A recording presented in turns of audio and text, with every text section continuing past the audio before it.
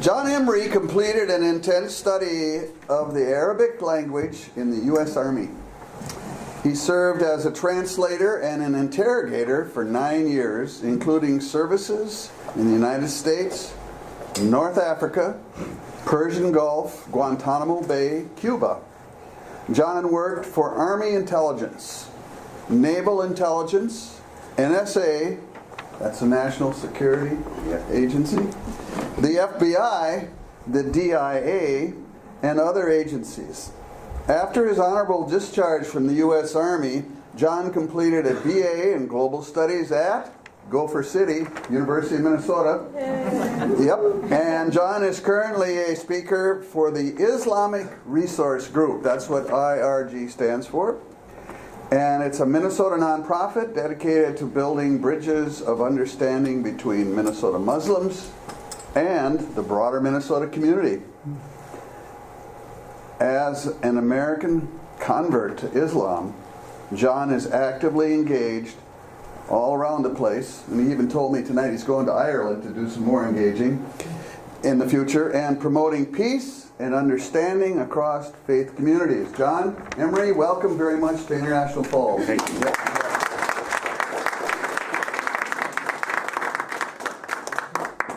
Thank you everyone very much. Before I thank everyone else too, I'd like to thank you all for putting up with that introduction. So one of the things that I do with Islamic Resource Group is I give diversity training to law enforcement. So we go around to police departments, jails, prisons, sheriff's departments.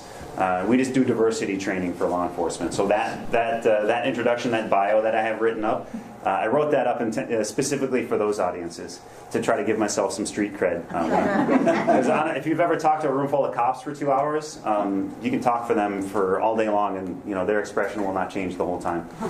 So again, that's my little effort to try to gain some credibility with them when I give them diversity training. So, and then let me thank Carol. You moved up front. Thank you.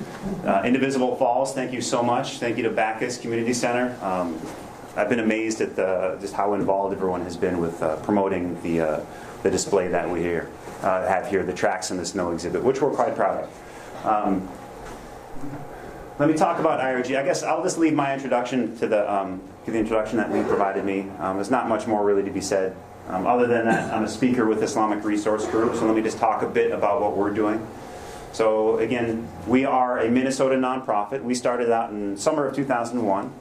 So back then, there were actually a handful of young Muslims at the University of Minnesota, and they were fielding questions all the time about Muslims. People would ask them, about stuff that they saw on the news, this, that, and the other. So they kind of eventually got together and formed this group as kind of just a professional body of volunteers to answer questions. So be it when churches, other faith communities, other organizations just have questions about Muslims, and we can actually have like a professional body of speakers to go and answer questions to people and just kind of present about the basics of what Muslims believe and do. So we've been doing it for about 17 years now. We've been very busy, particularly the past 2 or 3 years. Election cycles tend to be busy. Election years tend to be busy years for us. Muslims are overrepresented in the news media, particularly in election years. There's a lot of political rhetoric involving immigration and Muslims in this country. So again, people have questions. People hear this stuff all the time, and they just want to know. And the really gratifying thing for us is that they're really curious and want to ask a Muslim about this stuff, because oftentimes it's not Muslims in the news media who are talking about Muslims. So we're very, very grateful that you're all willing to sit and listen to a Muslim and be able to ask questions of a Muslim instead of, again, getting your news elsewhere. We think hopefully this is a more authentic and better representation of Muslims in general. What else do I want to say about us? I think I'll leave it there, because I want to leave some time just to talk real briefly about the exhibit that you've all seen already, I hope. So this is the Tracks in the Snow exhibit. So kind of our point here is we just wanted to highlight the lives of some Minnesotans who are Muslim. And the exhibit itself isn't really about Muslims. It's not really about Islam. It's about Minnesotans who happen to be Muslim. And we really want to be able to let, Muslims tell their own stories personally to people all around the state. So we take this all over the state, and actually in bordering states as well, just to give people a chance again to hear these stories, or read the stories anyway, And our hope here is that people will reflect on these stories and actually, see parts of their own stories. See connections with their own family histories and the stories that these folks are telling us. And we also intentionally made this what we think is a pretty good representation of what the Muslim community looks like in the United States. There's first-generation immigrants, right? I mean, there's a few Somali refugees in here. Elvis is a refugee from Bosnia. Somebody probably, if you met him on the street, you wouldn't really expect him to be a Muslim. But Minnesota, being the caring state we are, we've taken in a lot of Bosnian refugees as well, in addition to the Somali refugees we know about. I'm trying to think. The Muslim community is very, very racially diverse. In fact, the Muslim community is the most racially and ethnically diverse religious community we have in this country. So we hope that's kind of reflected in this exhibit. And then again, the other thing too is we do have a few community leaders in here. There is Imam Mekram. He's over there. You can check him out. But he's a community leader. He's the head of a mosque. But most of these folks are really just kind of, again, Minnesotans doing their best to make lives better for themselves and their children. So we're grateful that you all came around to check that out. And again, if you haven't, I don't think we're in a hurry to tear that down. So if anybody hasn't seen it, there'll be some time after this presentation for you to kind of go around and check out the exhibit. I think that's all I really want to say about that. So, it kind of speaks for itself. So there's not too much more to be said. So let me talk a little bit about the format. So we have about an hour and 15 minutes left until about 8:30. I don't want to abuse your time too much, so I'll try to move fairly quickly through the presentation. But our goal tonight is, again, I want to tell you a little bit about what Muslims look like in terms of demography. Where do Muslims live in the world? What do Muslims look like in the United States? We want to talk a little bit about some basic definitions. We want to make a couple other points about religion and culture as well. And then about the latter half of this presentation, we'll talk about, again, just the basics of what Muslims actually believe. And again, you're probably going to hear a lot of stuff in a lot of the mainstream news about Muslims. So we're grateful. Again, we want to be able to present hopefully a more accurate and actually more personal story, a more personal narrative about what Muslims believe. So I think I'll leave my introduction at that. Let me say just a little bit more about this idea of building bridges, though, for us. So Islamic Resource Group, again, we're a bridge building organization. So we have about 40 volunteer speakers. We're very active all across the state. All of our speakers are Muslims, but we don't consider that this isn't a devotional exercise. We're not a devotional nonprofit. We consider ourselves an educational nonprofit. So our goal really is just that education. But we believe that a deeper understanding of different religions and cultures contributes to peace and harmony in the world. And that's where we want to end up. Our goal really is to build these bridges so that we can work together as different faith communities and non-faith communities to make America a better place for all of us. So Muslims who are American, just like other Americans, believe that we're stronger together, right? E pluribus unum. And it's our diversity and our unity that makes us strong. So we think that when we're fighting, we all know this, right? With the politics nowadays, everybody's fighting over differences that, some of them may not actually be that important, like identity issues and stuff like this. We really want to be able to move beyond those differences so that we can work together as a community, finding shared values, finding shared ideals, so that we can make America a better place for everybody. So that's kind of our ultimate goal. And how we do that is we just kind of start with education. And part of that is, again, dispelling hopefully some misconceptions about Muslims in this country and in the world. So the other thing I'd like to say is if you have questions, please ask as we go. We should have plenty of time to get through this tonight. I don't think we're going to be too rushed. There will be time at the end for questions, but again, I don't want to forget any questions or miss any questions. So if there's something that comes up as we go, I'll try to address all questions kind of as we go. Unless there's a big deep question that might take some more time, I might push that off till the end. But again, I'll try to take most questions as we go. I find if we kind of take questions as we go, that kind of works pretty well with the flow. So we'll start there. So I always like to wrap up my introduction by saying Assalamu alaikum, everyone. So this expression, top left there, Assalamu alaikum, means peace be with you.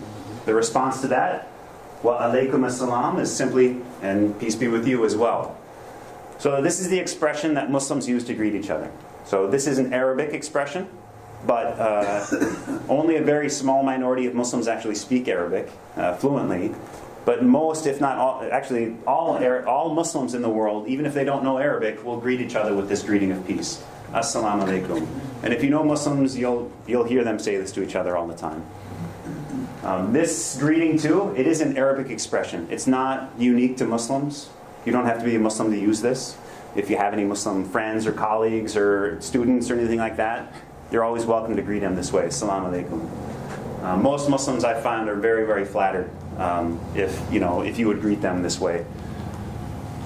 The other point here is that it's not, because it's Arabic, it's not unique to Muslims. So there are many Arabic-speaking Christian and other faiths in the Middle East and the Arabic-speaking world. So the Christian community will also use the same greeting, peace be with you, assalamu alaikum, in those Arabic-speaking countries. And then actually, I didn't tell you this, but I'll have some questions for you. Just a few simple questions as we go. This word here, it's kind of chopped off. Salam is the Arabic word which means peace. Does anybody know of another word for peace? Shalom, right? Yeah, I didn't have to give you too many clues. So, salam is the Arabic word for peace. Shalom is the Hebrew word for peace. So Arabic is kind of the official language of Islam. Hebrew is the official language of Judaism. So the religions are very closely related, but so are the languages. And actually, the peace be with you is the same greeting that Jesus used to greet his disciples in the Gospels as well. Of course, he was probably speaking Aramaic at the time, but Aramaic being very similar to the Hebrew and Arabic, it probably sounded pretty much the same as, very, very similar to Salam Alaikum.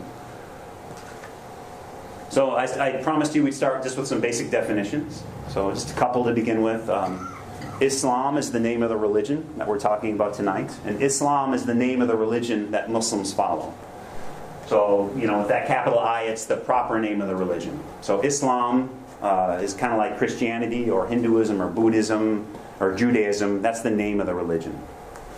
But Islam is also a word in Arabic, right? So Muslims believe that if we follow God's rules, if we obey what God wants us to do, then we'll be at peace.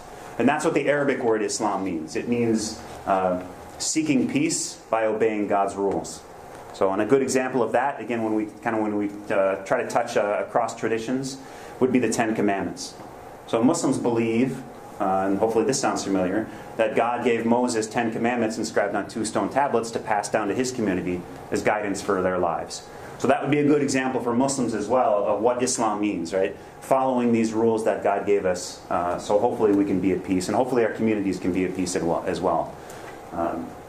And that's definitely a process, right? It's a journey for all of us as individuals. So a Muslim then, and actually let me step back and make one more connection too. So we looked at salam, right? Salam is peace. You see that SLM in there? The word Islam actually its most basic meaning actually is peace as well. Islam comes from that word salam. That's why we say it's peace by obeying God's will. So a Muslim is a follower of the religion of Islam.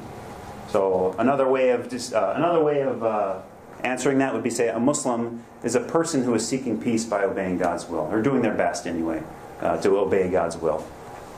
So Muslim too also comes from that word for peace. SLM is in there too. So Arabic is a beautiful language.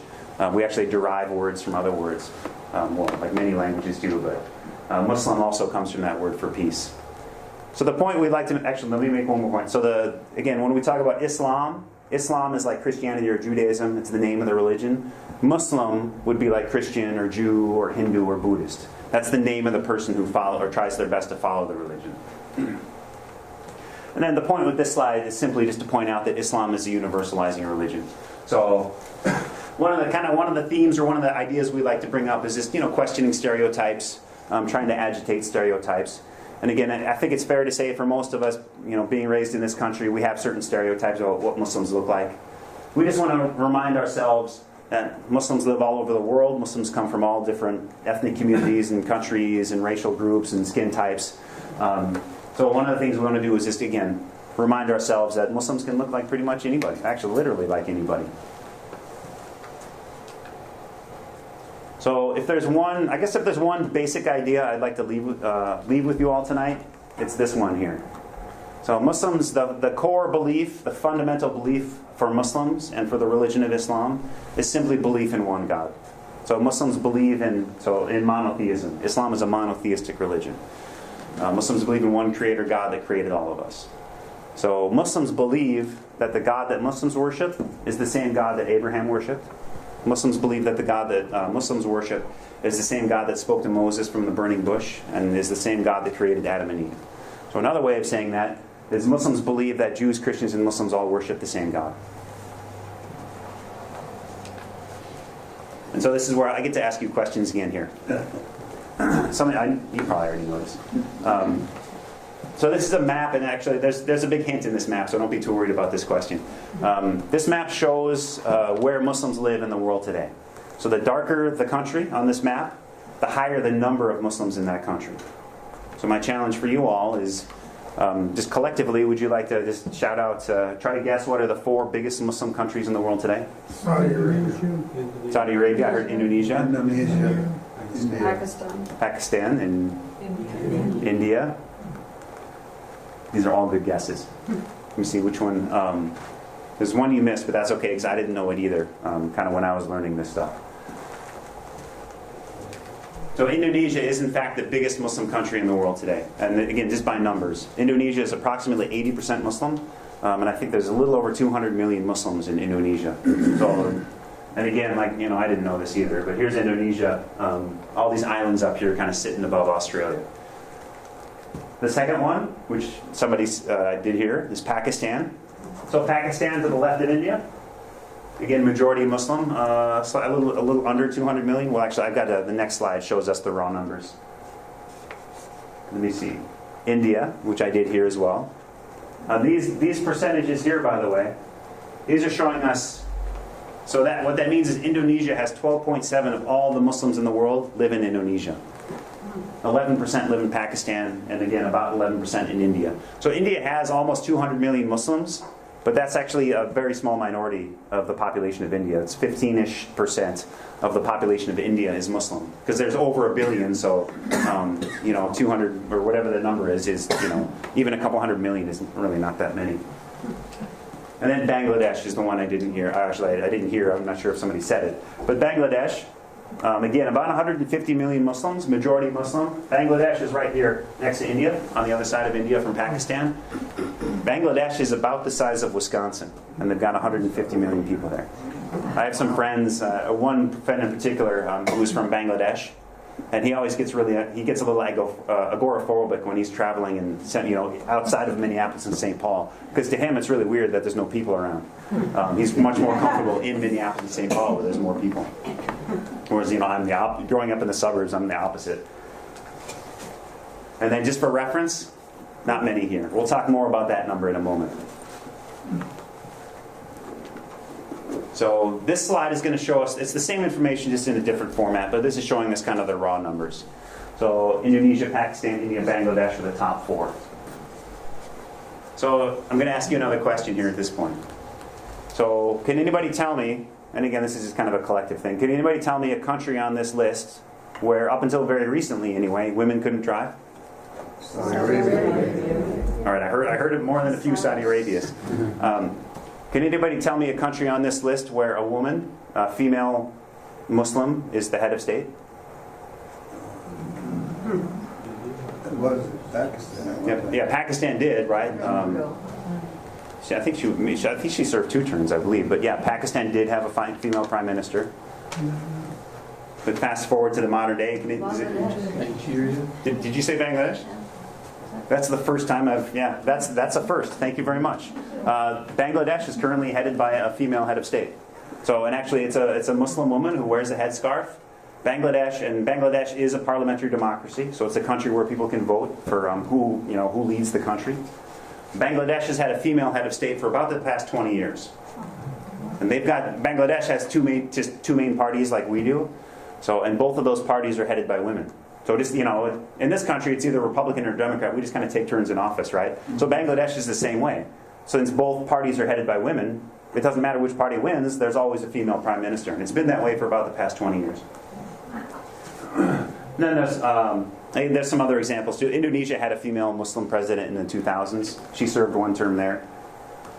And I guess the point is, let me ask you this. I don't know, maybe I'll ask, what do you think? I mean, the question I have for you is, why do we know this example? Why does very common knowledge for most of us. We know that this very small country, relatively speaking, with just a few million people, which is technically a dictatorship, we all know that women couldn't drive there, right? We all know that women, these stories about Saudi Arabia. But why don't we know these good stories, right? Why don't we know that there's, the biggest Muslim country in the world elected a female president just a few years ago? Bad news travels like wildfire. Good news travels slow. Right? And bad news, right? And that's what is the news? I mean, the news by definition is bad news. The news is always the exception. We don't hear. God, I wish the news was more positive, right? But we don't hear the positive news. We don't, often hear the good examples of people doing things right in the world. The news we always hear is the worst of any community. Like, what do we? Another example would be more locally, right? If the Catholic Church is in the news, they're not talking about something good, right? They're always talking about the worst examples from any community when they're talking about the news. So we just want to kind of just remind us all of that. When we're talking about stereotypes about Muslims, about images and representations of Muslims in the world today, it's almost always, virtually always, the exceptions, right? It's the bad examples. So these 4 countries, Indonesia, Pakistan, India, and Bangladesh, that's almost, about 40% of all the Muslims in the world. Almost half. And again, we don't hear about these countries very much. For the most part, these folks are just living normal, ordinary lives, and when they feel like it, when they're given a chance to vote, oftentimes they vote for women to lead them, as prime minister or head of state. Actually, let me throw one thing out. I'll add this in because it's kind of topical. China, there's more Muslims in China than there are in Syria, which was a surprise to me. There's actually a long, long history of Islam in China, going way back, I believe, to the 8th century. There's a story, the Prophet Muhammad, whom Muslims believe was the Prophet of Islam, he told his followers when he was alive, he told them, seek knowledge, even if you have to go to China to get it. And some of them took him literally, and they would go to China to seek knowledge. Historically, China is a very, very old Muslim country, or country with Muslims in it. The reason I bring that up is I think it's interesting, but the Chinese government, some journalists are estimating nowadays that the Chinese government has approximately 1 million Muslims in re-education and concentration camps. And I bring that up not as a matter of protecting Muslims or being concerned about Muslims' rights, but the reason I bring that up is because the Chinese government doesn't like any religion. And they've also historically been cracking down on Christian communities as well. So again, that's just an example of when we separate ourselves, when we forget to take care of our neighbors of different religious stripes, we all suffer as individual communities. We should all be organizing and responding to this because we don't want Christians to be persecuted. We don't want Muslims. We don't want any religious community to be persecuted because we know that who's next, right? That's how it always works. And that's what we see happening in China today. This is one of my favorite slides. There has never been an America without Muslims. So the first recorded mention we have of a Muslim in North America is from 1528. My daughter's in 5th grade now, and she hates it when I ask her to see her social studies textbook. Because I'm always curious about the stories that we're telling ourselves in schools about what it means to be an American. And I think it's interesting because that Esteban the Moor in 1528, he came with the conquistadors. He was an enslaved person. The story, we all know the story. The conquistadors come to Florida to explore, look for gold. But the textbooks never mention everybody else they brought along with them. One of whom was a Muslim. Actually, it's interesting because that guy, Esteban the Moor, that group of conquistadors, they got a little bit lost. And Esteban the Moor is officially listed as a discoverer of New Mexico. So they ended up getting very lost and ended up in southwest, what is today the United States, and then ended up down in Mexico City. So he was a remarkable person, but we know very little about him, unfortunately. And then after that, we know that up to about a third of the enslaved persons brought here from West Africa were Muslims when they arrived. And then after that, too, we know that there were a lot of immigrants who came to the United States as well, Muslim immigrants. So in the 18th and 19th centuries, and actually the oldest mosque in North America is in Ross, North Dakota. Does anybody know where Ross is? Thank you. It's out in the middle of nowhere. I didn't want to be the first one to say it. But Ross, North Dakota is, and actually I haven't been to the mosque yet, but I've heard stories that it's very hard to find. Because it's like GPS doesn't work out there for a lot of folks. It's a really small building. But in the late 1800s, early 1900s, a whole bunch of Lebanese Muslims came over. And they came over to take advantage of the Homesteading Act. So that was back in the day, what was it, I think 50 acres? The US government would give you like about 50 acres for free, as long as you farmed it and lived there for 5 years. So a whole bunch of Muslims came over too to take advantage of that. Because it's interesting, because that region today, I mean, there's a lot of Czechs and Poles and Catholics. I believe mostly Catholics in that region who settled there as well. So it's interesting. Again, these are kind of stories we don't hear about, or we don't tell ourselves about who settled this country, who developed it, and these kind of things. I was lucky enough to interview the guy who actually rebuilt the mosque recently. What happened was that community came again late 1800s, early 1900s. There was actually a good-sized community of Muslims, and big enough that they built themselves a mosque to use, to worship together. But what happened is when the Great Depression rolled around, it just decimated the community, and most of the Muslim community actually left to go to the cities in search of work and jobs, like many communities did. So that the structure kind of fell down, it was crumbling. So the guy who rebuilt it, he did it at the behest of his mother. So his mom asked him to rebuild it because she wanted to be buried there, and so he got the funding, he organized everything, so he got it reconstructed into a much more solid structure that's going to last a long time. And then his mother was the first person to be buried there since 50 years or so. It's got a little Muslim cemetery right there. And actually, he just informed me too a couple weeks ago that mosque is on the National Registry of Historic Sites, which he was very, very proud of, justifiably so. But that's a part of our American history, is all these the Africans who came over here and their descendants who helped build this country. All these Lebanese Muslims who came over here to help build this country. Henry Ford, he used to have issues with a lot of the Europeans who came over to work on his lines. Some of the men liked to drink a little bit, to excess. So he had the brilliant idea. He knew that Muslims weren't supposed to drink alcohol, so he actually intentionally went over to Yemen and brought over a bunch of Muslims from Yemen to work on his factory lines. Because again, he thought that, it did, but that fixed that problem, right? So yeah, it's interesting how Muslims really have been a big part of the fabric of American society. We just don't hear about it. Yeah. Is that the origin of the fairly large Islamic community in Detroit? Yes, yeah, and Detroit. They came to work in the auto factories, just like all those communities. And after the Great Migration, when African Americans moved north, in the early 20th century, yeah, that's lots of different ethnic groups came there because jobs, right? So yeah.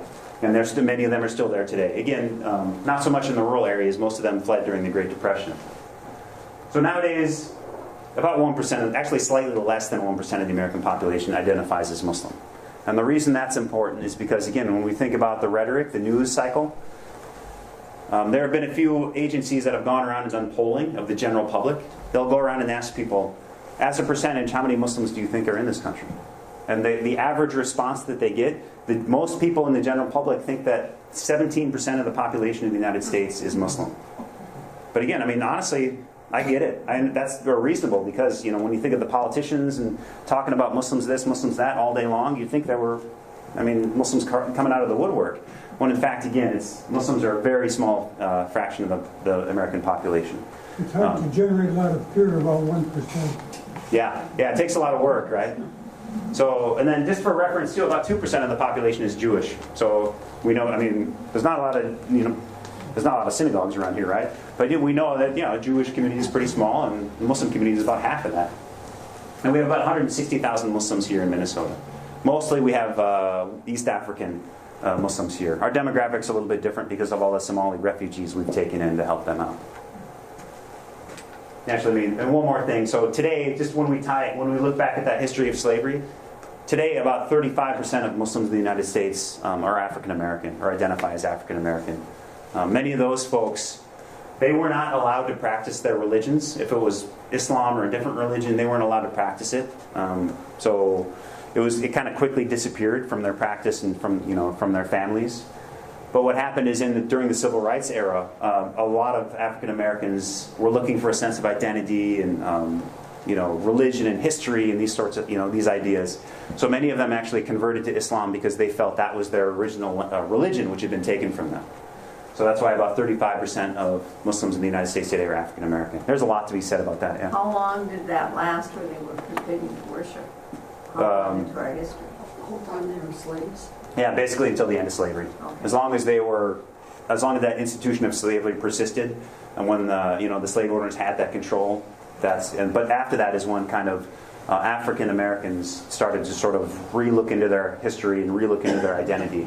And then in their right around 1901, 1902 is when we start seeing these African American sort of Muslim revival movements, starting with the Moorish Science Temple and eventually the Nation of Islam. So it wasn't until the turn of the century when they started kind of rediscovering this practice. Was it the Christians who were forbidding them to worship? Yeah, I mean, yes, basically, because the slave owners at that time would have been Christians, and that would have been at least one of their stated intents was to Christianize the Africans. But again, that's clearly not representative of Christianity as such. That was just those men who wanted to do their bad things. I won't skip over that. So one more thing before we actually talk about what Muslims believe in, and this is kind of an important point, and I think the difference between religion and culture, I think, is something we intuitively understand about kind of our own communities. Just as a kind of a trivial, lighthearted example, I mean, we certainly have stereotypes about Lutherans in Minnesota. You know what they are. Yeah. There are more Lutherans in Africa than there are in North America. Well, guess what? Those African Lutherans aren't eating lutefisk. They're not listening to Prairie Home Companion, right? They're doing things very, very differently from what Minnesota Lutherans would do. Right? That's a trivial example, right? But even though they share that common belief, that really core sense of identity religiously, they're going to dress very differently, they're going to eat very differently. The media they consume is going to be very, very different. And so what I want to remind you all of is that, that's as true of Muslims as it is for everyone. So not everything a Muslim does is because of religion. So, and unfortunately, oftentimes, or sometimes, and this is true across communities as well, sometimes our cultural practices can contradict our religious practices. So what I've discovered or what I've noticed is that negative stereotypes of Muslims are going to be cultural stereotypes, not religious stereotypes. Because Muslims believe religion is supposed to be good for us, right? All religion as such is supposed to be good for us. So anything which is bad or hurts other people is, by definition, not religious. So any of those bad stereotypes you're going to hear are going to be cultural. I don't know, like Muslims are always late. That's very, very cultural. Except, that's the thing. I'm not late because I'm American, right? Military. Yeah, I was in the army too, so I'm a Muslim, but I'm not late, right? That's clearly something that's cultural, not religious. And then there's a couple of examples in terms of within the Muslim community. There's a couple, or actually this one I like to bring up early. Because again, this is a common question, right? The headscarf and what kind of clothes and how do Muslims dress? This is a good example of that difference, religion and culture. Does anybody know if the headscarf, or sometimes we call this hijab, does anybody know if this is religious or cultural? Who thinks it's religious? Cultural. It's cultural. Does anybody think it's religious? Yeah, I'm thinking of the nuns who wear the garb. Yeah, like nuns, yeah. This is an easy question, because my point here is it's both. So Muslims believe that as a matter of faith, all Muslims, men and women, should dress modestly or with dignity, right? We believe we're supposed to cover up our bodies in public. But again, that's true for men and women, but Muslims believe women should cover their hair as well. So, okay, pretty straightforward, but kind of culture tells us how do we do that, right? And again, this is actually a wedding, so everybody's kind of dressed up a bit. But culture tells us how we fulfill that obligation. What does modesty look like in Indonesia, right? Indonesia, it's probably going to look like a sarong, which sarongs are really, really comfortable if you ever want to try one out. But right, basically the men in Indonesia are wearing skirts.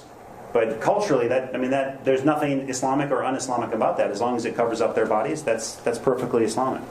When it comes to women wearing headscarves too, cover your hair, that could mean thousands of different things. It doesn't say what color it should be. It doesn't say what style it should be. It doesn't say how much of the hair. Should it cover your neck? Should it cover your ears? It doesn't answer these questions. So that's where culture kind of steps in to inform us how we do these things. So you'll see an enormous amount of diversity, again, just in how Muslim men and women dress, the clothes they wear, but also for women in particular, what style of headscarf she's wearing. And so I've met a lot of Muslim women from all over the world, and you can tell where a Muslim woman is from based on the style of headscarf she wears, because it's so dependent on culture. And not all women wear it, by the way. But again, yeah, that you gave away my other question I have. Oftentimes I'll ask people, can you think of another religion in which the women cover their hair? So nuns, right, Catholic nuns, they certainly cover their hair. We had coffee this morning, and there were, I think they were Mennonites, right? Mennonite women covering their hair. So it's actually, again, like this hijab, it's not some foreign thing, it's not some scary thing, it's common across faith traditions. And here in the United States, there's lots of faiths which still do it today. And another one which touches on this idea of religion and culture is the foods we eat. So there are religious aspects to diet for Muslims. Muslims believe that they should not eat pork or consume alcohol. So just like that, you're right. Just like the Jewish community has their dietary laws, kosher. There's certain things they're not allowed to eat. So Muslims have something similar, but it's a little bit simpler. It's a little bit more straightforward. So no pork, no alcohol. That's all there is to it. But again, where the culture comes in is pretty much everything else is fair game. So again, wherever you go in the world, you're gonna eat, right? Very, very different food. Just depends, and that's just all culture. What else do I want to say about that? And then, yeah, so that term, so the Jewish community has kosher, right? Food which meets their dietary requirements. For Muslims, it's called halal. Halal just means food that's permissible for Muslims to eat. So basically meaning it doesn't have pork in it or it doesn't have any alcohol in it. Any questions so far? So I'm going to transition into kind of some of the nitty gritty. Yes, please. With the gelatin, is that because it's a beef product or a pork product? Yeah. Possibly? So most gelatin in foods is derived from pork. I guess because it's the cheapest or whatever, but that's the most common type of pork in foods that comes from pork. So Muslims are label readers. So if you're at the grocery store, Muslims are reading the labels because there's a lot of stuff that has gelatin in it, like breakfast cereal. Like I didn't know that breakfast cereal had gelatin in it, but yeah, Muslims are label readers because so that if they're going to buy marshmallows, right? It was summertime, but if we're camping out, then we're going to make sure that we get halal marshmallows that have fish gelatin in them instead of pork gelatin. So yeah, gelatin is usually derived from pork. You'd be amazed at the stuff that pork finds its way into. Yes, please. For those Muslim women that don't wear anything covering their hair, is that inconsistent with Islam? So, actually, I'm going to answer this question as we go forward too in a different way. But Muslims believe, there's a general consensus within the Muslim community that it is a requirement of the faith for Muslim women to cover their hair. But another really important tenet of Islam is that there is no compulsion in religion. And when I say no compulsion in religion, I'm actually quoting directly from the Quran, the holy book of Islam. So again, it's if a person is a Muslim, then like the level of his or her commitments, whether he or she prays or dresses, the right way, so to speak, or covers her hair or whatever, is entirely up to him or her. We're not allowed to force somebody to do this stuff. So yeah, if a woman doesn't cover her hair, then frankly, that's her decision and nobody else's business. Is the short answer to that. Yeah, that's a really important one. And let me transition to this here too. What makes a Muslim are beliefs, not actions. So not wearing a headscarf doesn't make a person not a Muslim. Drinking alcohol doesn't make a person not a Muslim. There's no way to excommunicate oneself or be excommunicated. There is no excommunication in Islam. Nobody else gets to make that determination or judgment. The only person who gets to determine that, who gets to judge us, is God. It's because these matters of belief are entirely internal. So what makes a Muslim fundamentally is believing in a God, or believing in one creator God, believing in angels and prophets and holy books and a day of judgment and God's divine decree. So again, what a Muslim does isn't what makes them a Muslim. So if a woman doesn't wear a headscarf and she says she's Muslim, then she's a Muslim by God, and that's her choice. All right. So that's kind of how that is. And then I don't know the headscarf thing. The debates, there is a bit of a debate about that in the United States as well. for women who wear the headscarf, Muslim women who wear the headscarf that I've talked to, that I've asked about it, the most common experience I found is that they began wearing the headscarf over and against the objections of their parents. Because a lot of parents in this country, as their girls are growing up, becoming teenagers and young adults, there's a lot of fear on behalf of their parents. They don't really want their kids to be wearing a headscarf because for women in this country, I mean, the headscarf kind of means that they're a Muslim. It's a visible sign that they're a Muslim woman. So because of that, that can make them subject to harassment. So a lot of parents really don't encourage or even frankly do discourage their girls from wearing the headscarf. So the most common story, the most common experience I've heard is for Muslim women to tell me they actually started wearing it against the objections of their parents, just because of their fears over harassment and stuff. So again, these are the things fundamentally that make a Muslim a Muslim. We don't get to judge, right? Headscarf or not, or whatever. You can wear shorts if you want. It doesn't matter. Belief in God is central. As I pointed out earlier, monotheism is kind of the key concept for Muslims. So God. The one thing we'd just like to say about this too is this word here that's Allah in English. You can read that. This is Allah written in Arabic in nice fancy calligraphy. So the point we want to make there again is Muslims believe it's all the same God. So sometimes you'll hear people try to imply that Allah is something different. Muslims believe it's the same God.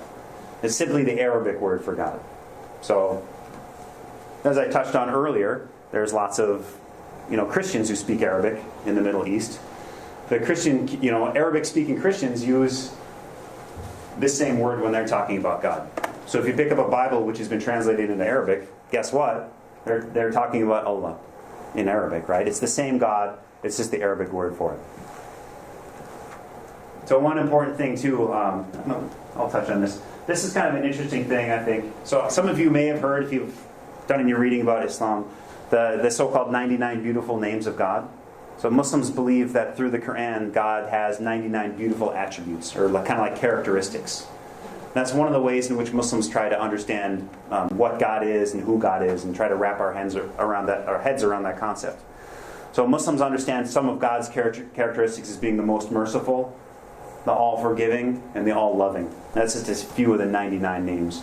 But that's kind of how Muslims try to understand God. The giver of life. What else? The forgiver. That's on there. I just said that twice. The all-loving, the king, the sovereign, these kinds of ideas. This one's an easy one. Muslims believe in angels. Guess what? It's pretty much the same.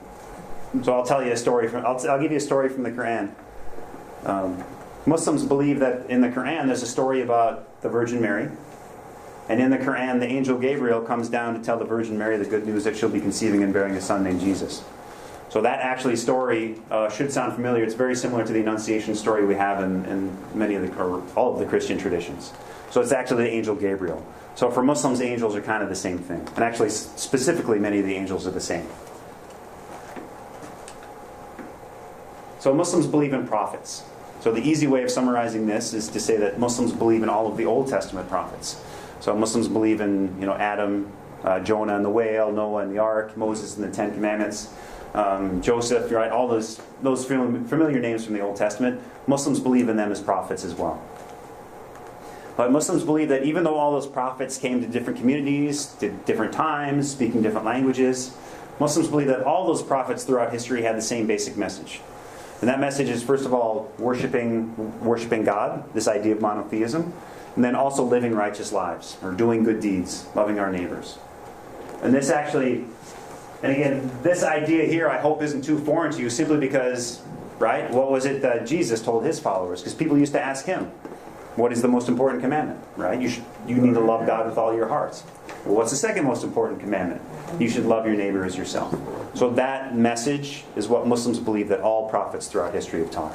Worshipping God and doing good deeds, loving our neighbors. So this is kind of a genealogy of prophets from the Muslim point of view, as you can tell. There's one character on there that's new. So the point with this slide is we kind of want to make that connection between Judaism, Christianity, and Islam. We usually refer to these three religions as the Abrahamic faiths. So this slide kind of shows us what we mean by Abrahamic. So Abraham And again, the Quran and the Bible agree on this. He had 2 sons, Isaac and Ishmael. Isaac, his descendants, one of his descendants was Moses, another one was Jesus. And through Abraham's son Ishmael, one of Ishmael's descendants ultimately was Muhammad, whom Muslims believe was the prophet of Islam. So these 3 founders of the 3 Abrahamic faiths all share their lineage back to that Old Testament prophet Abraham. So spiritually, if not, in many cases literally, we're all kind of tied back together to that Old Testament prophet Abraham. So, and I will argue, and others will as well, that these three faiths are very closely related, and this kind of explains that relationship, right? These are all deeply monotheistic traditions, because we owe that back to the Abraham and his deep belief in monotheism as well. So I guess the new one on here for purposes of this discussion is Muhammad. So Muslims believe that the Prophet Muhammad was the unique prophet of Islam. Muslims believe he was the last in this line of prophets historically and chronologically. So Muslims believe he was a human being, a prophet sent by God to basically teach us that same fundamental message. Let's worship God and do good deeds. Treat others with respect. He was born in Mecca, which is in the Arabian Peninsula, in 570 AD. So 610 AD is when Muslims believe he began receiving revelation from God. And so Muslims believe that revelation was delivered to him from God by the angel Gabriel. So there's that angel Gabriel kind of in that role of messenger again. Muslims believe he preached that basic message for about 23 years. He passed away in 632 AD. And then after he passed away is when Islam became kind of more of a spread outside of the Arabian Peninsula, started to become more of a worldwide religion. Now, I'm not going to go too deep into this unless anybody has any questions about that. I will make one point though too. We've got the whole idea of persecution in that slide. And I don't. Again, this isn't an unfamiliar story, I hope, to many of us. The Muslims believe the basic message was worship God and do good deeds. Treat people with respect. So why are people persecuting him? So that city of Mecca at that time was a very, very unjust and cruel place. It was very, very. There were extremes of wealth and social inequality. Slavery was very common. Women had no rights at all. Female infanticide was fairly common. It was a very, very cruel society. There was a very small handful of men who ran it, and they kind of liked it that way. Thank you very much. So when this guy comes along, this very charismatic figure, whom he was 40 years old when he started preaching this message. So by that time, people trusted him. They knew him. I mean, everybody knew this guy, right? He had a reputation for kindness and generosity, and most importantly, honesty. So he came along and started telling people, this whole system stinks, right? We need to emancipate slaves. We need to treat women with respect. You rich people need to start sharing your money with all these poor people in the streets, right? All these people who probably don't take baths too much, right? So guess what? Those people don't like to hear that. The rich people don't like that message because he's going to upset the whole apple cart. So that's where that persecution comes from. And again, this is a familiar story. When we see these prophets historically coming up and to these unjust societies, to these unjust leaders saying, we need to fix this stuff, they don't like to hear that. And unfortunately, it usually doesn't end up too well for them. But the Prophet Muhammad lived out most of his life, the vast, vast majority of his life, peacefully. And he actually, 632, he died in his bed. He got sick in, 63, I think, at the time. But he actually got sick for a few days and actually passed away in his bed. He's buried right here. His tomb is a common pilgrimage site for Muslims today. So Muslims believe in holy books. So the most important holy book for Muslims is the Quran. Muslims believe it was revealed in the Arabic language. So this is the first page in the first chapter of the Quran, written in Arabic. As a matter of faith, Muslims believe that this copy that Muslims read today is the same one, or the same thing that what actually the Prophet Muhammad said it was revealed to him by God. And then it took about 23 years for that message. It came out verse by verse, book page by page over about the course of 23 years. And I'm talking too much, so I'm going to move a little bit faster through that. The golden rule pops up in Islam too. It does in every religious tradition. But the Prophet Muhammad, we have a fairly good record of the things that he said, not as the revelation. Muslims were very, very careful, his followers, of separating the two. They took what he said on behalf, what God speaking through him, they put that aside. That was the Quran. But Muslims also have kind of an oral tradition of what he said, just as a human being. One of those sayings is right here. Just a reiteration of the golden rule. You are not a believer unless you want for your brother what you want for yourself. I've always had a hard time with that. What, brother or what? The fact that, maybe the brother doesn't want what you want. Oh, yeah. Oh, yeah, I mean, yeah, there's certainly some... I mean, there's a little bit of self-righteousness in there. Yeah, there's certainly some finesse that needs to happen, right? In terms of, making sure we take care of other people. Yeah, love isn't always easy. I'm going to skip through these. So Muslims believe in a day of judgment. So Muslims believe in a heaven and a hell. So again, Muslims believe I think this is pretty consistent with many of the Christian denominations too, that we'll be punished or rewarded for our deeds in the afterlife. And then divine decree is simply the idea that God's in charge. So Muslims fundamentally believe that even though we have free will, everything that happens is because God, because God's immanent. God wills these things to be. So those are the things, again, fundamentally, which make a Muslim a Muslim. Nobody else gets to decide. But once a person is a Muslim, these are the 5 things that a Muslim should be doing. These are the so-called 5 pillars of Islam. So the first one's pretty straightforward. It's simply declaring one's faith. The testimony of faith in the Muslim community is this one. There is no God but God, and Muhammad is the messenger of God. And on the right there it is. This is that statement just written in really fancy Arabic calligraphy. So calligraphy in Islam, in the Muslim tradition, is a very high art form. So the second thing that Muslims should do is pray. So this happens 5 times a day. So these are astronomical times, as you can tell. So dawn before sunrise, noon, mid-afternoon, right after sunset, and in the evening. So again, these times are based on where the sun is in the sky. So even though sort of it's the same time from, every day of the year, the clock time is going to vary quite a bit, right? So where I am in the metro area, sunset in Christmas time is about 4:30 p.m. Summertime it's about 9 o'clock, right? So the clock times will vary even though it's the same astronomical time. So this is what the prayer looks like for Muslims. So if you've ever seen how the way Jews pray, it's actually kind of similar to that.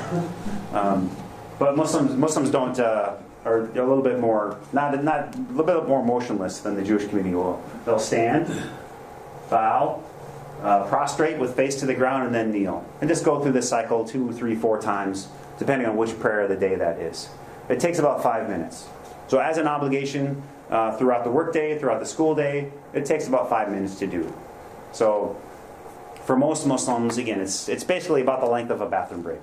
So for most Muslims living their lives, these 2 prayers are probably going to fall during the school day or the workday. Most Muslims don't need special accommodations for this, especially white-collar retail jobs. Actually, most blue-collar jobs as well. We get a lunch break. We get a couple 15-minute breaks. So Muslims are able to fit these prayers in throughout the day without special accommodations. And again, like I said, it's a bathroom break basically. If you get a 15-minute break, that's plenty of time to have a snack, pray, use whatever you got to do, and then get back to work on time.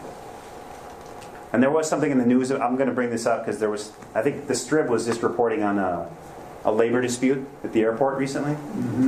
The workers. Yeah, the workers, right? Because I think their claim was they weren't being provided time to pray. Delta. Yeah, was it Delta?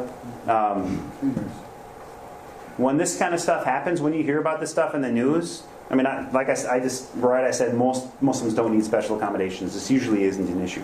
When these sorts of things happen, when it comes up to where it's in the news, that's because there's been a miscommunication, right? So that's exactly what happened here, because they were just reporting today that they've actually come to an agreement, right? The dispute is over because it forced them to sit down and actually talk about this stuff.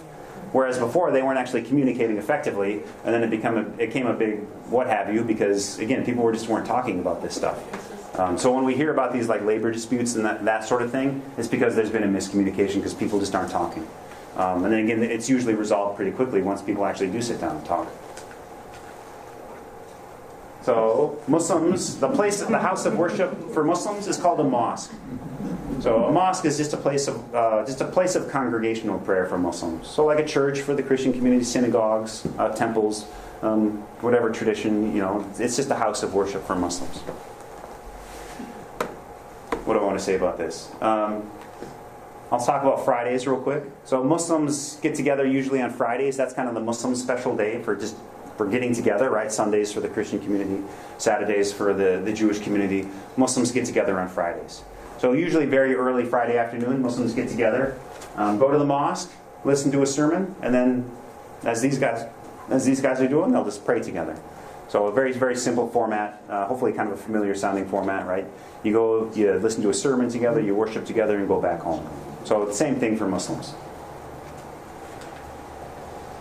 So Muslims have to give to charity. So this is an obligation for Muslims. Again, I don't hope this is a huge surprise. So within the Muslim tradition, the mandatory charity is a wealth tax as opposed to like an income tax. So Muslims once a year will assess the value of all their assets, cash or property, whatever, investments, that kind of stuff. And 2.5% of the value of all their assets is taxable, so to speak, and must be given to the poor and needy. And so my favorite part of that sentence up there is the period after poor and needy, because it goes to the poor and needy period. It doesn't have to go to other Muslims. It doesn't have to go to other believers. It goes to the poor and needy period.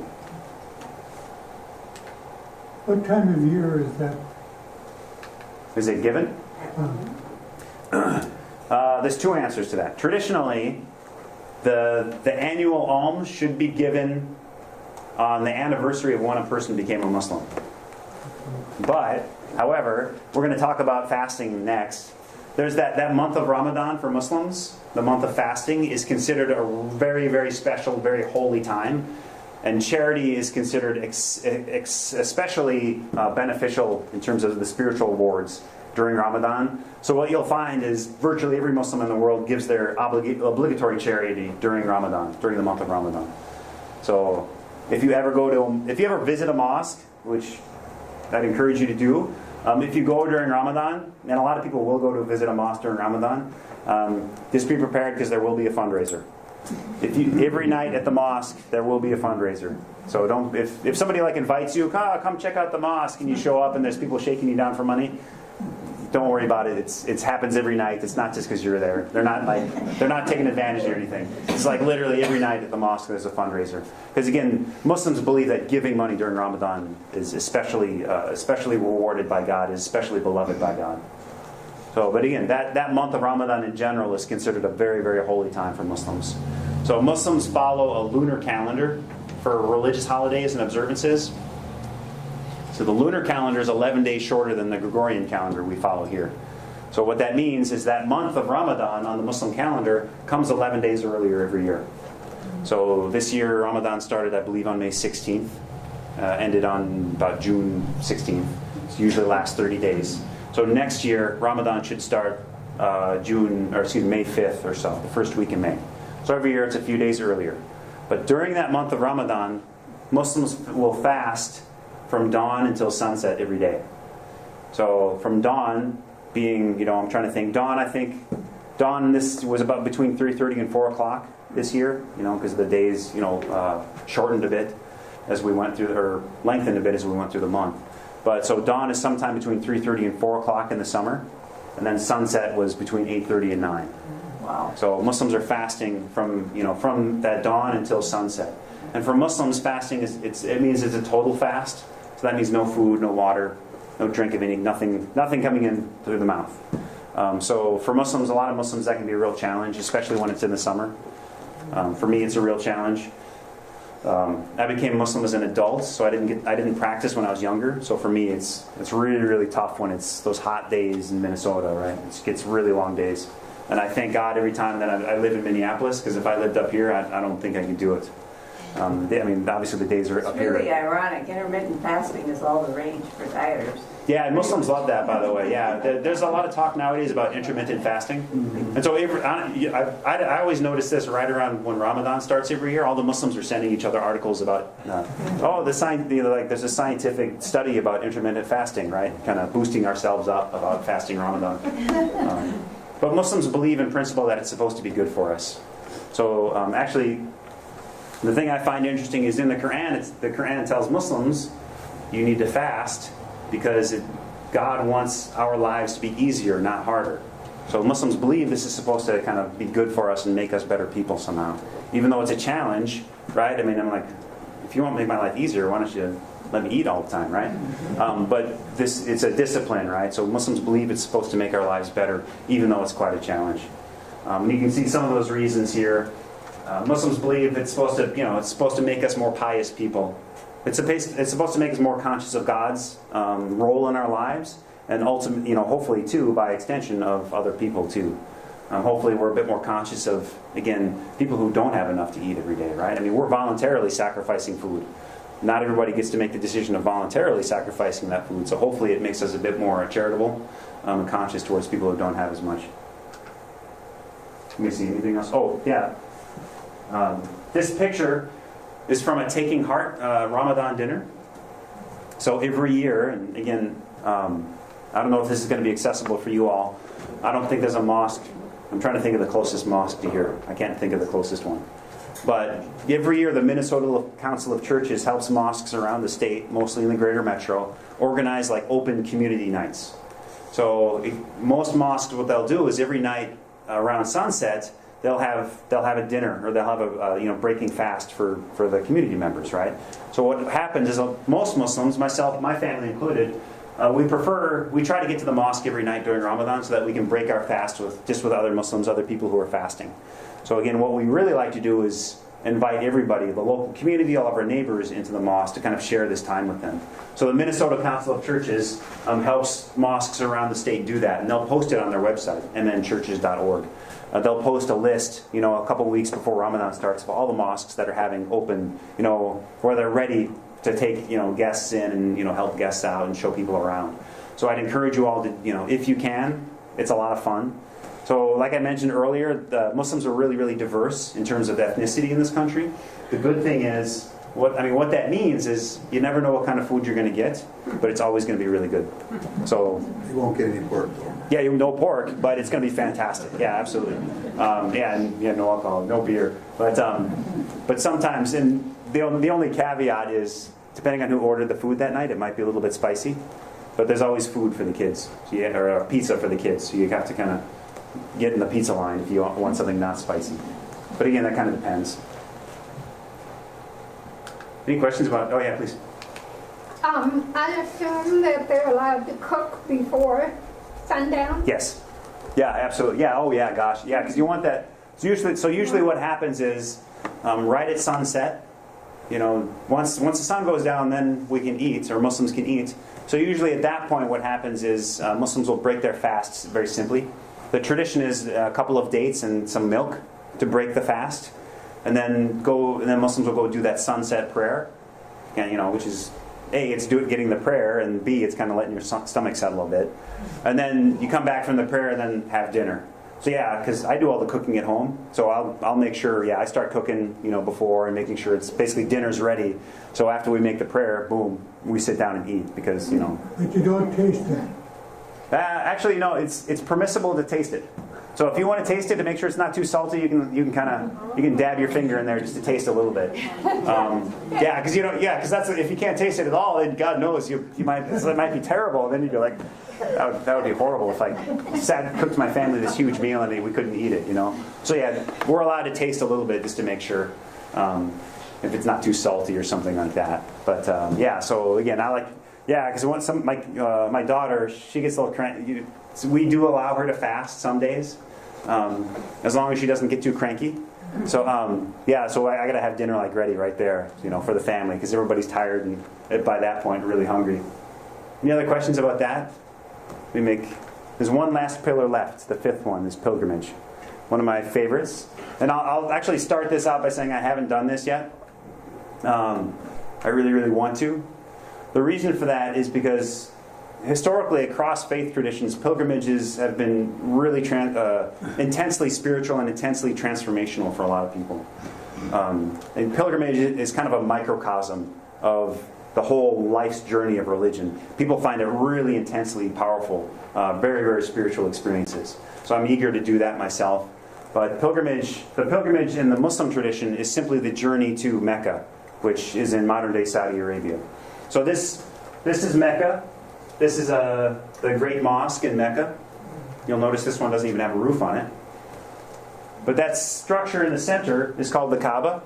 So it's kind of it's just Kaaba in Arabic literally means cube, so it's kind of a house. Muslims believe that was built by the Old Testament prophet Abraham as a house of worship to God.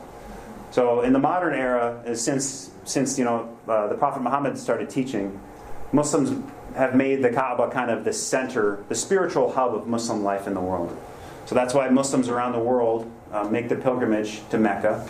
And that's why Muslims around the world also, every time a Muslim prays, 5 times throughout the day, or extra prayers if they're feeling extra pious, Muslims always face in the direction of the Kaaba.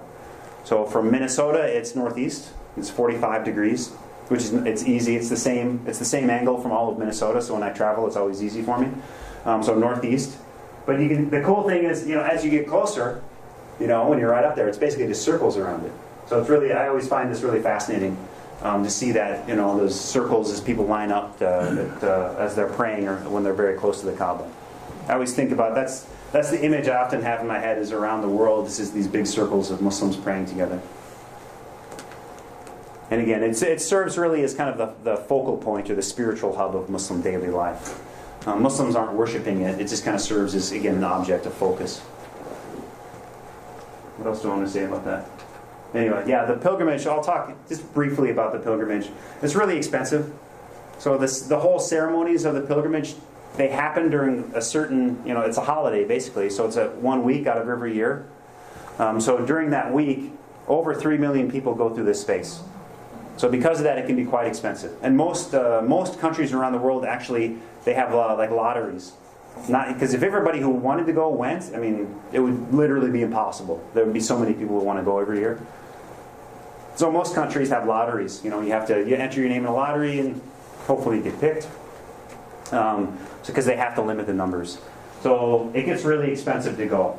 So I've seen for us here in the United States, we're accustomed to a certain standard of living. I've seen packages starting around $6,500 per person to go to Mecca during that time period.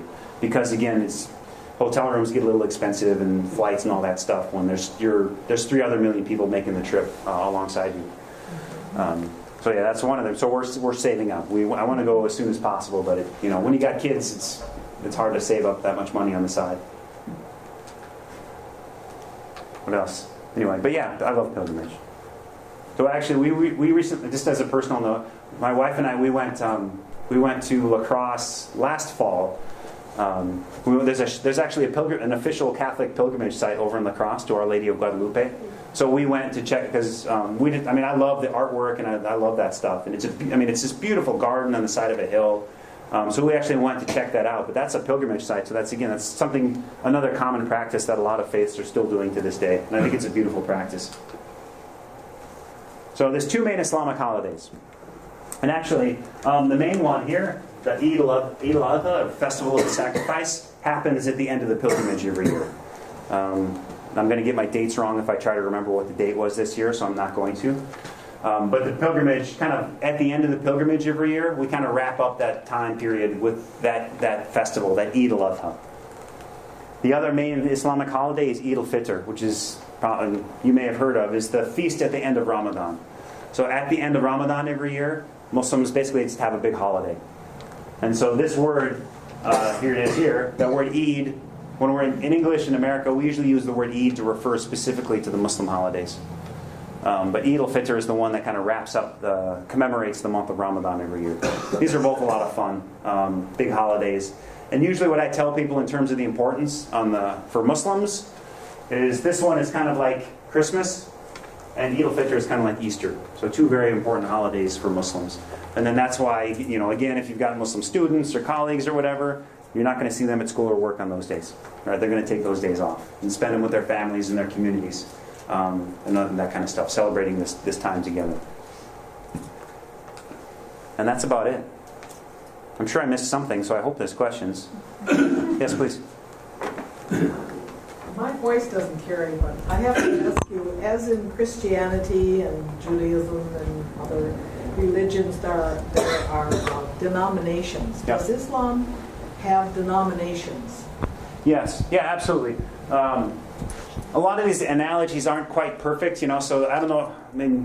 So when we talk about what words do we use to describe these, denominations is pretty close. It's close enough, I suppose. But yeah, there's definitely differences of opinion about how do we interpret the Quran. What do these things mean? Within the Muslim tradition, there's two main groups.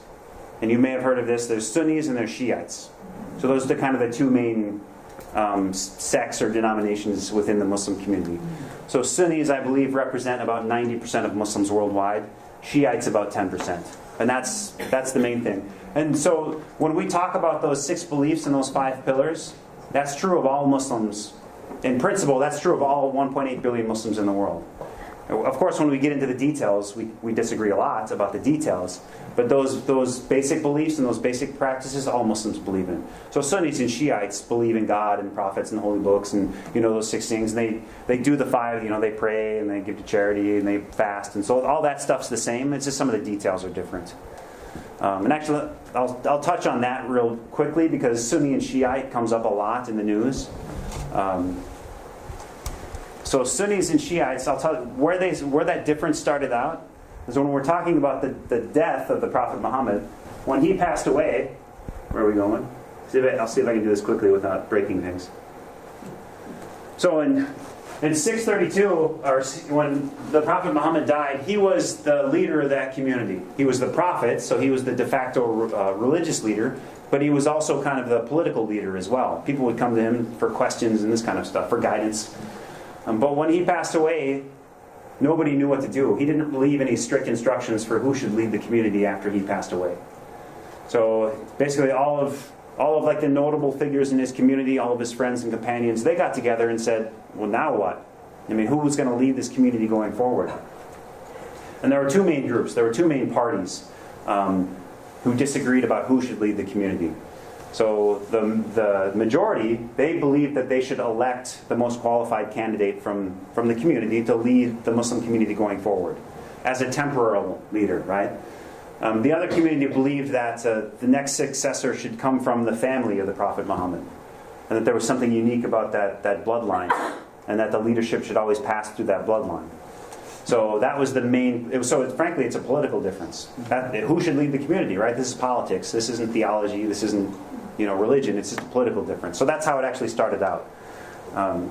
The reason I talk about it is because it's often used to explain the world today. It's a very simple story. Like Muslims are fighting, it's Sunnis and Shiites, right? It's a very simple story we've become accustomed to. The Muslims have been around for 1,400 years or so. It's only in the modern era, in the past 100 years or so, where Sunnis and Shiites have come to conflict. Because it's only with the rise of the nation state and national politics where these people have kind of been pitted against each other again. Right? This is divisive sectarian rhetoric and sectarian politics trying to get people to fight each other. So it's only in the modern era where these different ethnic communities have actually started kind of resorting to violence. So it's kind of the same with Protestants and Catholics. So in Northern Ireland, like Protestants and Catholics were fighting, but they weren't fighting anywhere else. Because, there's no inherent conflict between Protestants and Catholics, right? There's no reason why they should be fighting. So the same thing with Sunnis and Shiites. It's only when kind of politics gets in the way, when people start fighting over political issues, where it becomes a source of conflict. So would you say that within Islam, the majority of the population of Muslims, that they believe in the separation of church and state? I'll use the word church, Yeah. of religion and state. Yes, absolutely. And that's been true historically as well. It's an interesting concept because, Muslims believe that the world is sacred space. So in that sense, it's kind of hard to separate. If the whole world is sacred, how do we sort of separate the world out into secular and, that kind of idea? But historically, Muslims have believed in a separation. So historically, Muslim scholars have always done their best to stay away from politicians and powerful leaders. Much to their, it didn't usually work out well for those religious leaders. Oftentimes, very popular, influential religious leaders would be basically, the king would come to them and say, like, will you come to my courts? I want to ask you some questions. And it's often the case where these religious leaders or scholars would say no. They'd say, if you want to talk to me, you can come to me. Because that religious leadership was always very aware of the fact, just the dangers of corruption. they were afraid of cozying up to those powerful figures because they knew the tendency, the temptation was to corrupt their religious ideals in the service of power.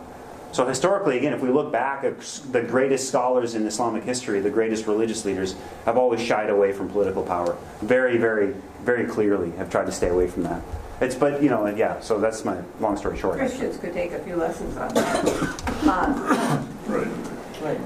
One of the things I hear that's filled with hatred, and I don't pay much attention to it, but maybe you can explain. You don't want Sharia law enforced on us. And what is that referring to, the Islamic religion, or what is Sharia law? Sharia specifically is Muslim religious law. So Okay. yes, or that's the way it's intended. Thank you for asking this. I toss it off as ridiculous, but I wanted to be sure that that was a term that was part of Islam. Sharia? Yes. Okay. Yeah. So thank you for asking that. This is a good one because again, this is something that you'll hear frequently. Sharia law is Muslim religious law, right? It's a religious law for Muslims. So the question we have as believers of any stripe is, how do I be a good Muslim? How do I be a good Christian or Catholic or what have you, right? Muslims believe that God gave us guidance on how to be good and how to hopefully get into heaven, right? So Muslims believe that each religious community has its own set of guidelines and rules and laws for how to be a good whatever, how to get into heaven, right? So Catholics have canon law, right? Which technically is Sharia. So Catholics have Sharia, but we call it canon law. Muslims have their own religious law, but again, the Arabic word is Sharia, which just means law. So when we talk about Sharia law, we're law. But Sharia is just guidance for how to be a Muslim. Oops, I'm going the wrong way. So this is Sharia. Muslims pray 5 times a day, and how we pray, we give to charity. That's Sharia law. We should give to charity, and how we give to charity is part of Sharia law. Fasting and how we fast is Sharia law. Making the pilgrimage and how we make the pilgrimage. This is what Sharia law is for Muslims. If you ask, again, I do a lot of interfaith work, so I get this question a lot. But if you ask just average Joe or Jane Muslim, that's what Sharia law is for them. And as I mentioned earlier too, quoting directly from the Quran, there is no compulsion in religion. So literally, as a matter of faith, Muslims cannot impose Sharia law on anybody. We can't impose it on other Muslims. We can't impose it on non-Muslims. It's an entirely a personal conviction to follow this law. Again, we as Muslims, we believe that if we as individuals follow this law, it's going to make us better. If we pray 5 times a day and so on and so forth, it's going to be good for us and make us better people. But we can't force other people to be better people. It doesn't make sense, and there's no compulsion. The Catholics have a global government, right? They have a headquarters in Italy, right? Do the Muslims, is there a Sunni headquarters and a Shiite headquarters? Absolutely not. Okay. That's an important difference, I guess, when we compare Muslims with Christians and that sort of thing. This is an important difference. Muslims don't have a central authority. There's no pope, right? How many Catholics are there? You know how many Catholics there are, Lee? I can't remember, but there's a lot. Is it 1 billion? Oh, yeah. I think it's 1 billion. Anyway, so I'm just going to say 1 billion. Please forgive me if I'm wrong. But so that community has one leader that they can look up to for guidance, which is there's a lot of good things about that too, right? Having a central authority. But the Muslims don't have anything like that, so it's completely decentralized. So in a sense, we're kind of the Muslim community is very disorganized in some senses. So we don't have anything resembling sort of this hierarchy or these connections, right? Muslims tend to be organized at a very grassroots level. So the most organized we'll get usually is around kind of a mosque, kind of a community level like that. And then any connections we have are above and beyond that are kind of just informal ad hoc relationships, just getting together for one reason or another. So yeah, Muslims tend to be organized at a much more grassroots level. So one of the important consequences of that is it sometimes can be harder. For example, if some Muslim somewhere in the world does something bad, and the 1.8 billion Muslims don't like that. So how do we express that feeling of indignation and express that person does not represent the rest of us? Well, it's hard for the Muslim community to do that because we don't have somebody who speaks for all of us, right? So one common question sometimes Muslims will get is why don't Muslims condemn this or that? And well, the short answer is we do. The longer answer is we don't have anybody to like speak on our behalf that the New York Times is going to listen to, right? I'm not going to get on the Star Trib and be like, all Muslims everywhere condemn violence, right? Whereas, religious leaders in other faith traditions can say like, we as the bishop or the cardinal or, leading this great mass of people, we condemn this violence. We consider this unacceptable. So Muslims around the world reject violence all the time, but because we're organized very grassroots, it's harder for us to have our voices heard. So that's one kind of important consequence that we see because of that. And again, this is one of those moments too where it's different. I mean, there's advantage. It's not better or worse between the different religious communities. It's just different ways of doing things. And we're supposed to be different, right? Yes, sir.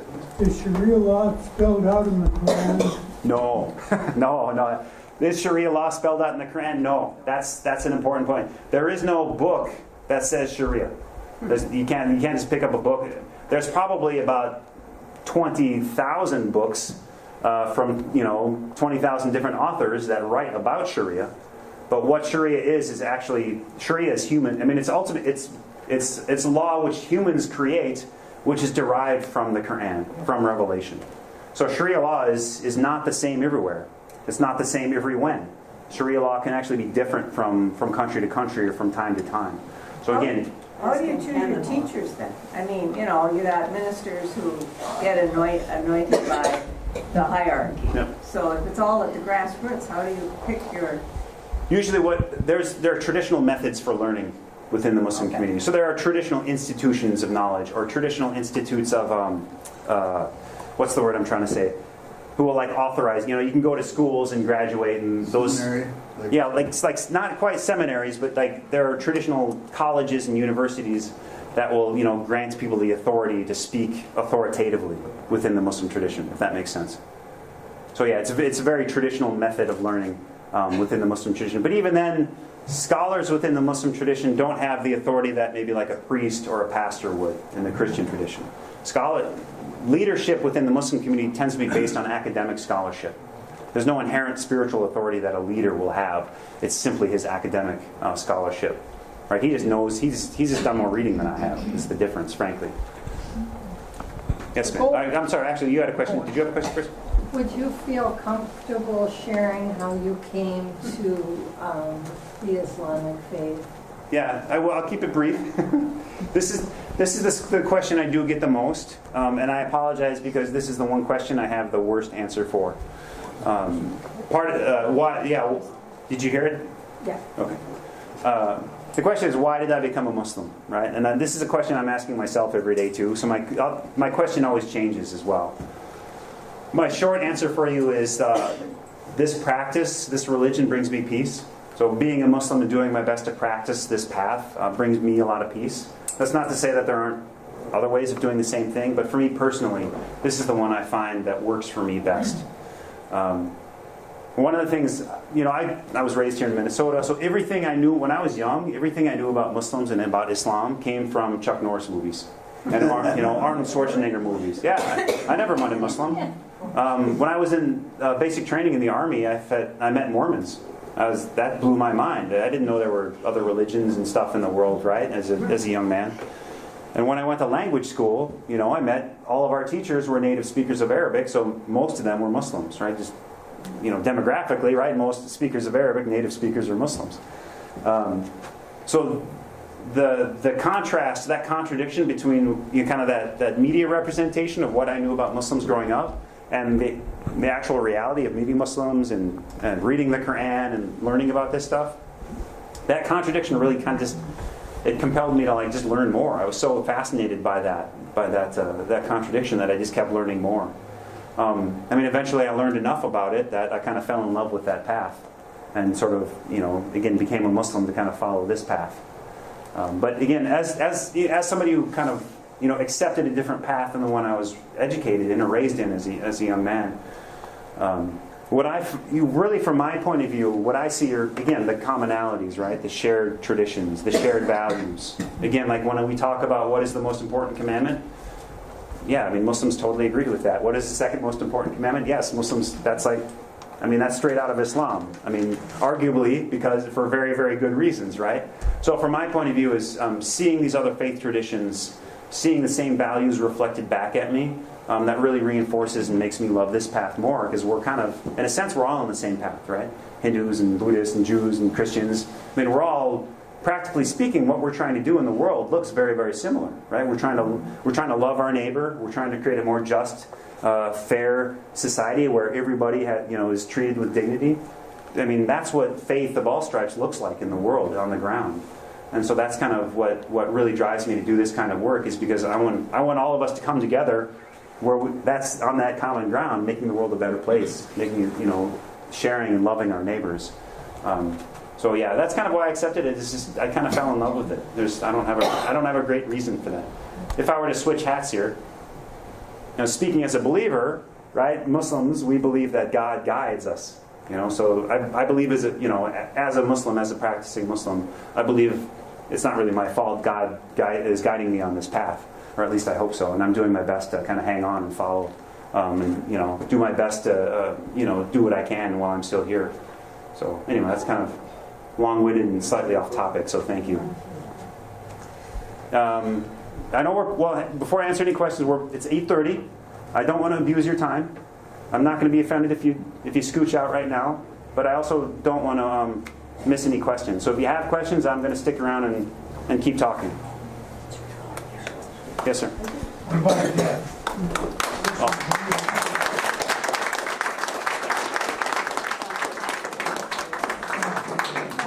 Yeah. But Christians believe they go to heaven, and Muslims go to the same heaven. Yeah. So yeah, Muslims believe in heaven and hell, and as a matter of faith, Muslims believe that most of us, the vast majority of humanity, will go to heaven. And that's true again. That you don't have, from the Muslim point of view, you don't have to be a Muslim to go to heaven. Each religious community will be judged on their own standards. Speaking as an atheist, Yeah. I find it interesting because, atheists are also people that care about Yes. the greater good. Absolutely. And the journey of adulthood, and if you live long enough, and if you're self-aware long enough, you realize that pursuing self-interest solely is a path to insanity. Yeah. And that if you want to be sane and have meaning in your life, you're going to think of the greater good. Yeah. But I don't have to believe in God. I don't have to believe Oh, no, yeah. in immortality. Yeah, So I guess I always find it interesting that God gets wrapped up in this, but, Oh, no, I would agree with you. I mean, speaking as a believer, yeah, you don't have to be. Muslims don't think you have to be a Muslim or a believer to be a good person. Yeah. So I absolutely agree with you. And so the other thing too is when I talk about like interfaith too, I usually I say faith and non-faiths. So I apologize for not adding that earlier, but yeah, thank you for that point. But I also want to say that your religion seems one of the least obnoxious of all of them I've heard. Thank you. We must be doing something right.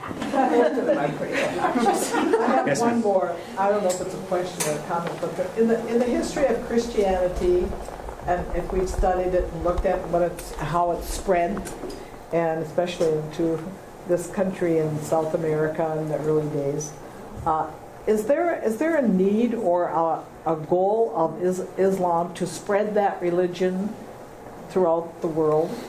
There is. Or is it, Christianity seemed to have that goal. We still have missionaries all over the world trying to spread, Christianity. Is that also a goal of Islam? Is that part of your religious belief or goal? No. The short answer is no. There's no obligation for Muslims to proselytize. There's no commandment in the Quran for us to go out and preach it and convert people. But as Muslims, we believe if we are doing this right, if we're being good people and reflecting our ideals and our values in our actions, then people should be interested in doing that as well and kind of joining the party. It's kind of like Francis of Assisi said, right? He said, preach always, use words only when necessary. That's kind of how Muslims feel about it, is we should be living it with our actions, not telling. And actually, like this tonight, this is the only obligation. The only obligation Muslims have to represent the religion is simply to give facts. So if somebody wants to know about Islam, our only obligation is to give fair facts about it. So I'm not even again, if this were a different context, like if we were talking personally, I wouldn't be telling you you should convert or anything like that, because frankly I don't think you should, because converting is kind of a fraught process and it has its own challenges. But yeah, strictly speaking, as religious Muslims, we don't feel we have an obligation to convert the world. We have an obligation, though, I think, to teach about religion in schools. Yeah, and about religion. We do that too, by the way, if you're interested. So yeah, thank you all so much for your time. Don't forget, there's cookies and coffee Yeah, yeah. out there, so make sure you get a few before you go. Just leave me something. And let's give John a big hand. Thank you all for coming. And,